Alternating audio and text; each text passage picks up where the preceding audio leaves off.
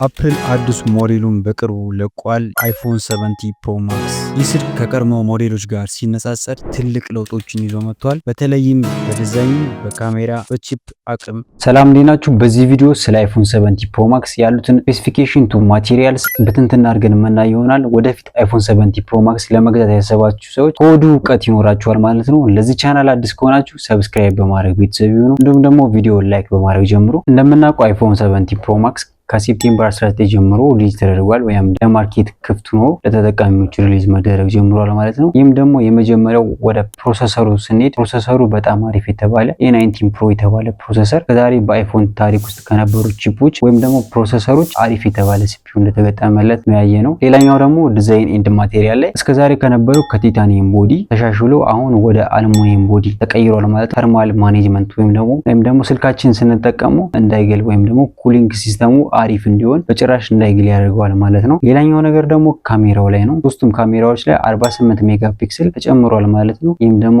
አሪፍ ያደርገዋል። ኢቨን እንኳን ዙም ብናደርገው ጥራቱ ሳይቀንስ ዙም ያደርግልናል ማለት ነው። ሌላኛው ደግሞ ባትሪው ላይ ነው። ባትሪው ደግሞ 4830 ሚሊ አምፒር ሃወር ካፓሲቲ ያለው ሲሆን ከዛሬ ከነበሩት የአይፎን ባትሪዎች በጣም ጥሩ ማሻሻያ አሳይቷል። ራሙ ላይ ደግሞ እስከዛሬ ከነበሩት 8 ጂቢዎች አሁን ወደ 12 ጂቢ ራም ከፍ ብሏል ማለት ነው። ይህም የሚጠቅመን ደግሞ ብዙ አፕሊኬሽኖች በአንዴ ረን ለማድረግ በፍጥነት ረን ለማድረግ ይጠቅመናል ማለት ነው። እንዲሁም ደግሞ ታክስ ያደረግ በትክክል መልቲ ታስክ እንድናደርግ ይጠቅመናል ማለት ነው። አይፎን 70 ፕሮ ማክስ በተለያዩ ከለር አማራጮች መጥቶልናል። አዲስ ዲዛይን ኦሬንጅን ጨምሮ እንዲሁም ደግሞ ብላክ እንዲሁም ደግሞ ዋይት ከለር አማራጭ መጥቶልናል ማለት ነው። አይፎን ተጠቃሚ ወይም ደግሞ አይፎን ወዳጆች ካላችሁ አይፎን 70 ፕሮ ማክስ ብትሞክሩት እናንተም ደግሞ ሀሳብ ካላችሁ ኮሜንት ላይ ጻፉልኝ። እንዲሁም ደግሞ አይፎን 70 ፕሮ ማክስ የገዛችሁ ሰዎች ካላችሁ እስኪ ስለ ስልኩ ያላችሁን ሀሳብ አስተያየት ኮሜንት ላይ ጻፉልኝ። ለዛሬ የነበረኝ ቪዲዮ ይመስል ነበረ። ሰብስክራይብ ማድረግ እንዳይረሳ። በቀጣይ ቪዲዮ እንገናኛለን። መልካም ጊዜ